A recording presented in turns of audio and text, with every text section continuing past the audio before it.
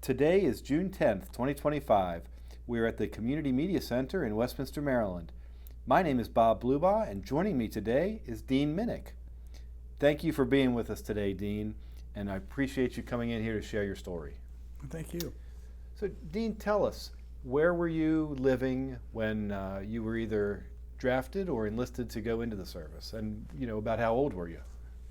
I was 23 and had been working for the Hanover Evening Sun bureau office in Westminster for 3 years, or close to it, when it became obvious that I was next to go. I got my notice to report for a pre-induction physical. And because I was in and out of the courthouse all the time and picking up press releases for the recruiters over there, Harry Shubley, who was the chief petty officer in the Navy, said, "Hey, why don't you join the Navy?" I said, 6 years. I'm not going to join the Navy for 6 years. He said, "I can get you 3 years active duty." I said, "How do you do that?" He says, it's supposed to be a minority enlistment, but that's not in the law. So he gave me a 3-year enlistment as opposed to a 2-year enlistment in the Army with an automatic tour in Vietnam at that time. And I wasn't feeling particularly heroic. And my wife was just in her 2nd year of college. So I had a lot to think about. And my family was a Navy family. My dad was in the Navy in World War II. My uncle Raymond was in the Navy in the 20s and rejoined the Navy after Pearl Harbor, his older brother. My other uncle on my mother's side, Uncle David, was in the Navy. David and Raymond both came home from World War II with Purple Hearts. David is buried in Arlington. My mother's sister, Mary, joined the Army and became an Army nurse at the end of World War II. Pat's father, my father-in-law, was a Navy guy, so it just seemed a natural thing to do. So did you go into it assuming that you would continue in the journalism track, or did you have no idea what was going to happen? Well, that was part of the sales pitch. I'd been sitting next to an Army guy from Fort Meade who found out that I was sweating it out at some function that I covered for the paper. And he said, "Well, come see me." He says, he was head of public affairs, I think, at Fort Meade. He says, "I can get you in here." I said, "Well, okay." So next day I saw Harry Shubley and I told him about that. And he says, "Oh, don't go in there." He says, "If you miss one little step, you're going to be in Vietnam." So that's when he taught me. And he says, "Here's the thing. The Navy is really pushing for public information people, and you have experience. You will go right from boot camp out to the fleet." And that's exactly what happened. What year was that? That was 66. 1966. Okay, so you went through boot camp, and then where did they send you? Well, actually, it was 65. The end of 65, I went to boot camp in March. Thought I scheduled it so I'd be home for Pat's graduation. But she was going into her last year at that time. For Pat's graduation from Towson, I missed it by a day. I was stuck out there for one more day. And then I went to the Philippines. I didn't know where I was going when I left here. I just knew I was going to be on a admiral staff as a photojournalist.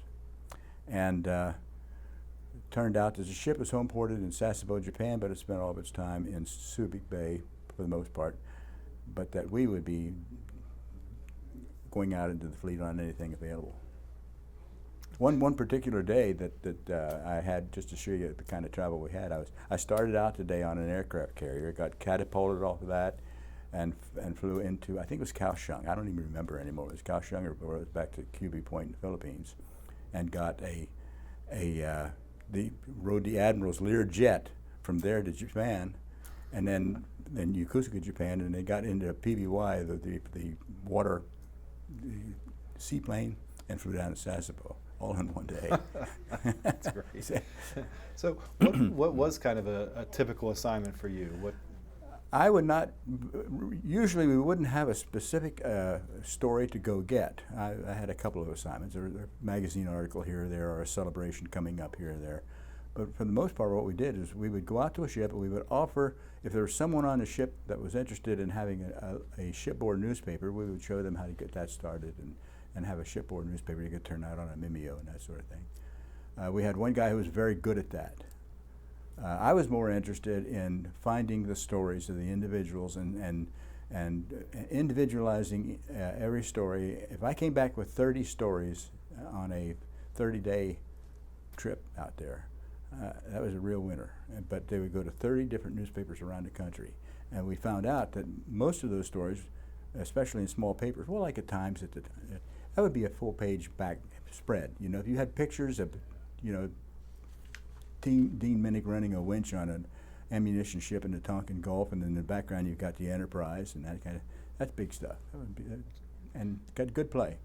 There was one,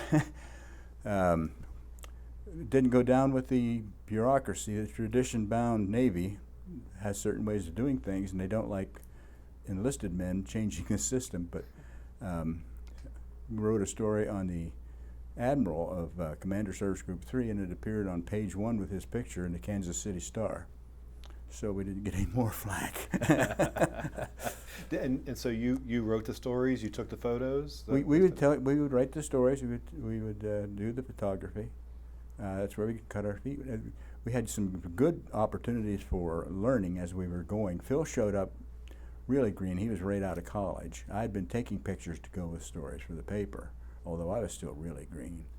I didn't know what an f-stop was 3 years prior to that on a camera. But we learned together, and we sent these stories back to papers that were hungry for this sort of thing, we found out. So it's been, I know it's been 60 years or more, but do you remember, you know, some of the stories?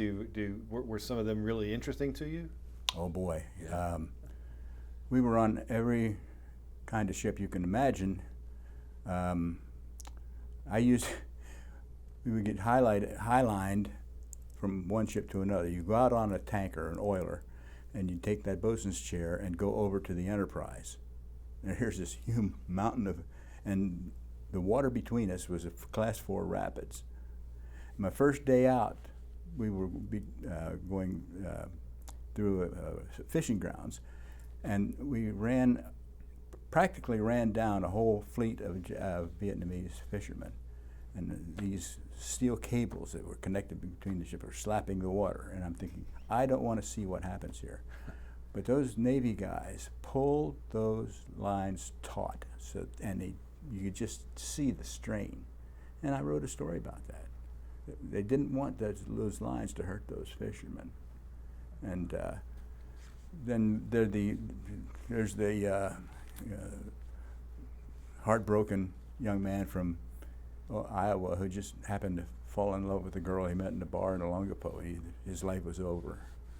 And he said, "I'll never see snow again." I think, oh my God. But you know, it was a place that you would see these guys growing up, and then you would see the ugly American. And then you would see the American nurses taking care of children aboard the Repose.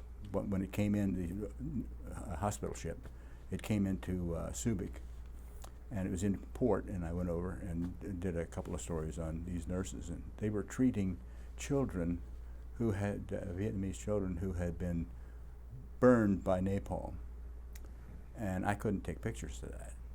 Oh, really? They would not have let me run them anyway, and it would have been in bad taste, but it affected me, you know. The guy, the Filipino that I met was he was a Navy, I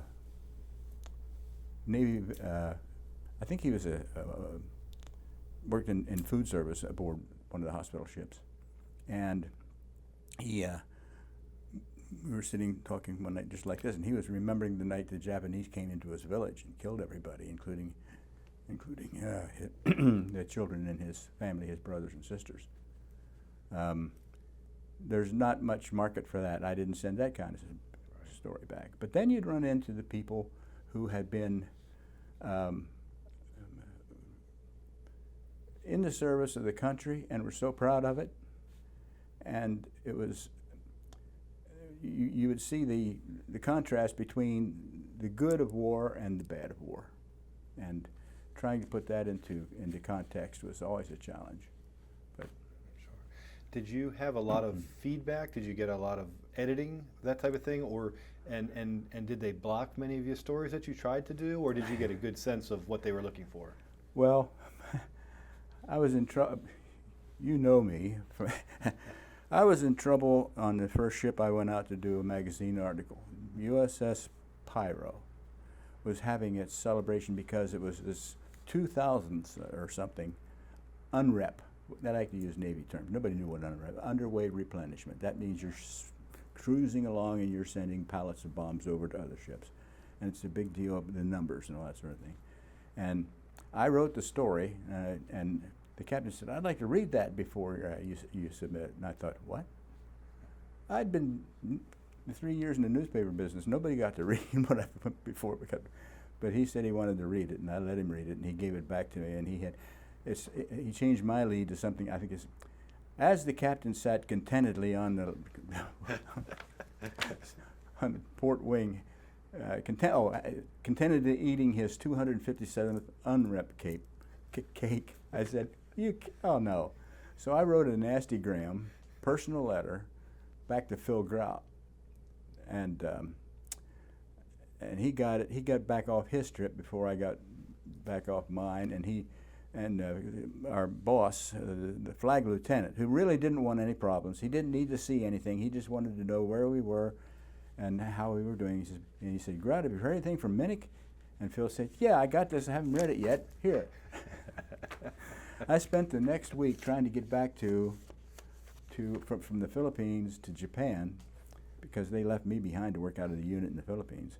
And I knew I was in trouble, but I don't know what I had done. Well, I had criticized this Navy captain.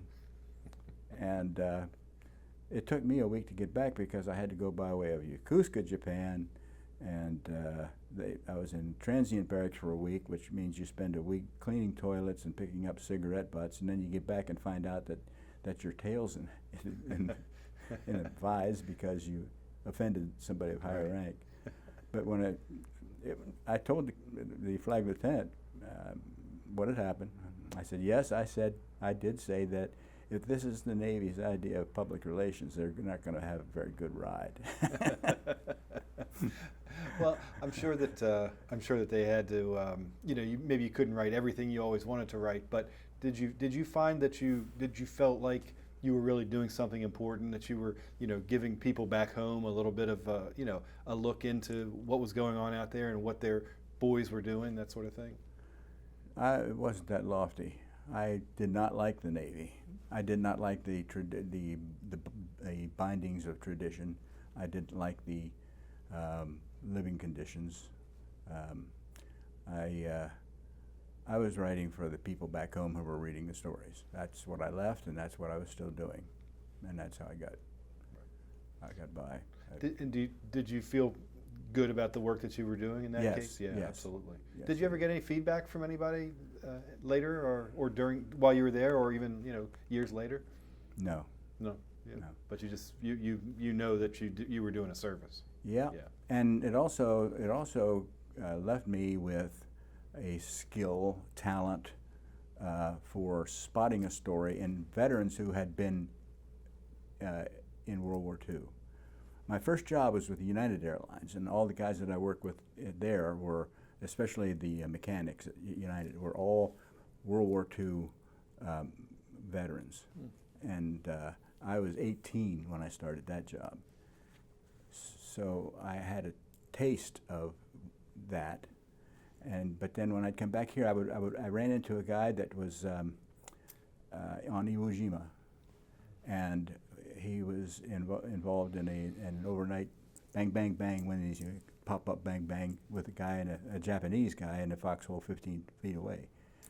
And then sometime during the night, he didn't get any more return shots. So when the sun came up, he went over and looked, and he had killed him. And he said, I went through his belongings and I found his wallet with the picture of his family. And I wrote that story. And he asked me to help him get in touch with the consulate to see if we could get, he had a family it was a ceremonial sword that he brought back with him. And there was another fellow that had been, he had a blacksmith shop in Frizzleburg. And we got to talking one day, and he said that, yeah, my ship was torpedoed by the Japanese, and I was in the water, and I was picked up by the Japanese. But then the Americans shot the Japanese ship, and that sank. So I was picked up by another Japanese ship, and then I spent the remainder of the war digging coal in a Japanese mine in northern Japan. Everybody that I ran into, I could tell that these were life-changing things for them. All of them had issues. Remember the Sinatra movie, Von Ryan's Express, where there's a scene where the prisoners of war, American prisoners of war, are all in boxcars in a city in Europe, in Germany. And the Americans are locked in these boxcars, and they hear the planes coming. And the planes are bombing the train. And the only thing in the train are American prisoners of war being transported. So they're being bombed by their own guys up there. Well, there was a guy in Westminster who had a business repairing typewriters. And I got to talking with him one time, and he unloaded. He just started talking, you know. And people were surprised that he talked to me about it. They said, I've never heard him talk about that. He's never opened up to me. We never had any idea. So that's, you know, it's just the ability to listen, I guess. And it sounds like, you know, those 3 years that you served ended up serving you really well for your entire career. Well, we'll see. Nobody's written the legacy yet. I know you said, I believe you said your father was in World War II? Yes. Yeah. So how did that influence you? And I guess, did you all ever talk about just how different it was serving in World War II or serving in Vietnam? Well, my dad was in World War II, but he was a stateside. And that made it possible for my mom and for me to spend a lot of our time with him. So we followed him to where his ship, the Absecon, was stationed in Florida, Mayport Beach. Well, it was actually Fort Lauderdale and then Pensacola. But it was a seaplane tender during World War II, and Dad was a radarman. And I was on this ship, USS Absecon, in that forward gun turret right there. I was in that gun turret. I remember being put into that gun turret when I was just a little tot, and I was wearing a sailor suit. And there's a picture that exists, but I'm not going to let you have it, of me in a little sailor suit. But that's the one I saw in Kaohsiung when I was on this repair ship. And this thing was a Coast Guard cutter when I saw it 22 years later. Wow. And I went down and said, I've been on this ship before. And then all my dad's friends were World War II veterans. Right. The barber, you know, the butcher. Sure. Yeah. Sure.